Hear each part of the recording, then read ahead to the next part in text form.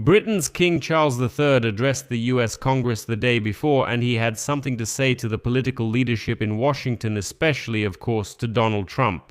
The speech was delivered with the characteristic British restraint, but it contained a lot of subtext.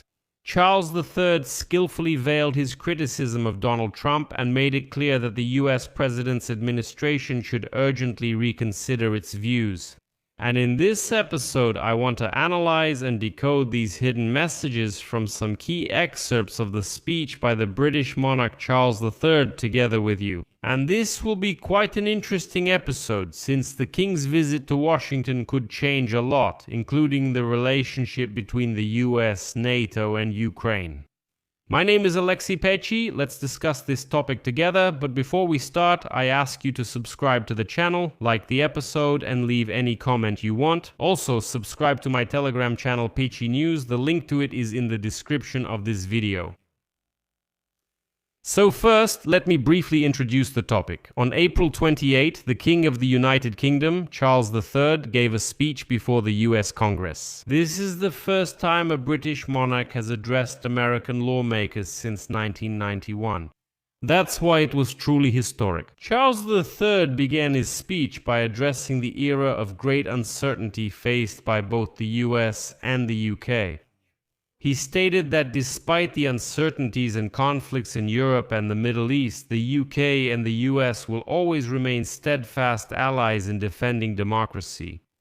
The King also mentioned the criticism of the North Atlantic Alliance by US President Donald Trump, and he noted that after the September 11, 2001 terrorist attack, Article 5 of the North Atlantic Treaty was invoked for the first time, and NATO mobilized to defend one of its member states.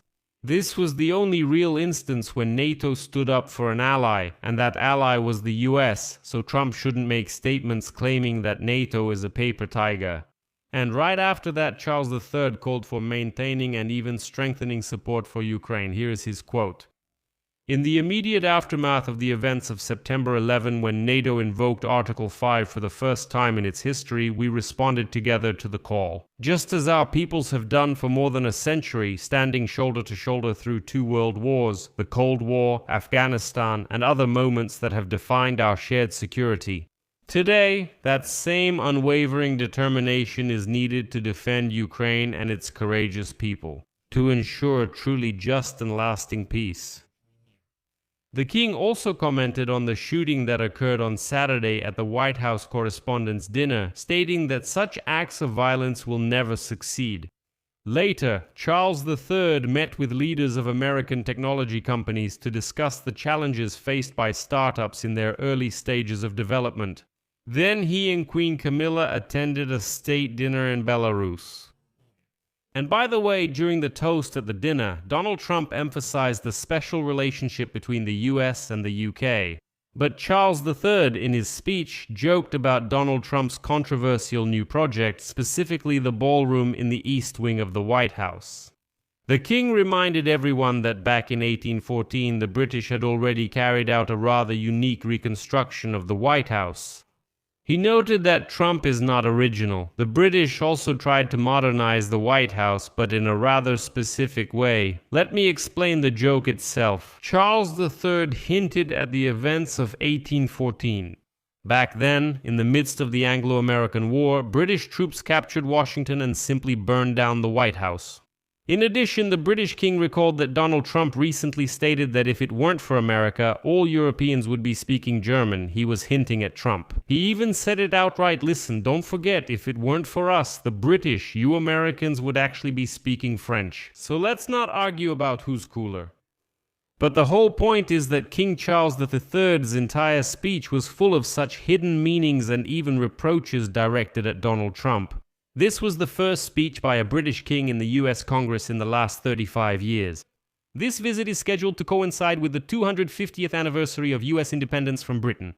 And now let's decipher some of the messages from Britain's king. Well, for example, when Charles III reminded us that NATO invoked Article 5 for the first time and the UN Security Council was united in the face of terror.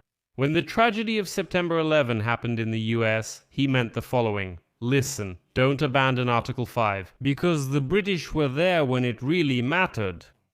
Trump's current claim that they're not aiding in the war with Iran isn't as significant as it was before.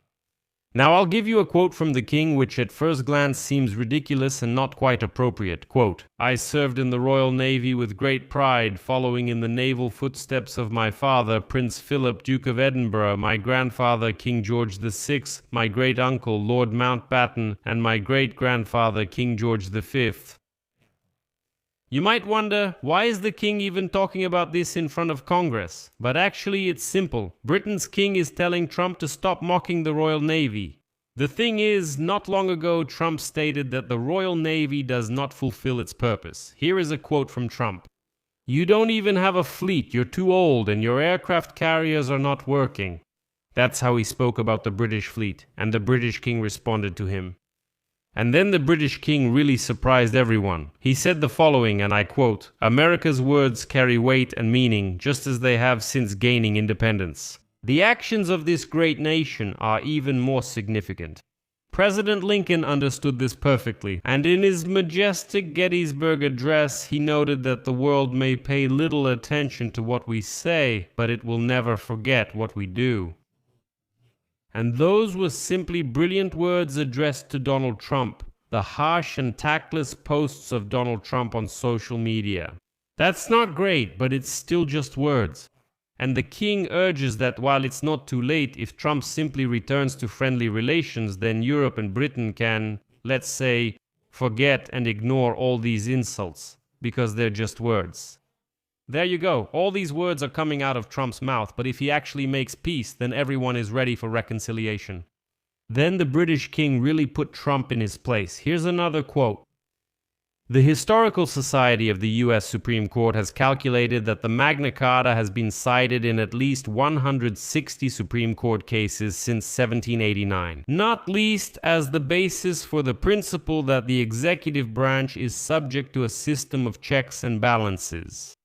In essence, the king was saying, guys, Britain once gave you the tools to rein in a president who suddenly forgot that his country actually has a system of checks and balances, that he is not a king, that he doesn't have any kind of personal and absolute power. No, Congress, the Supreme Court, and so on stand above him.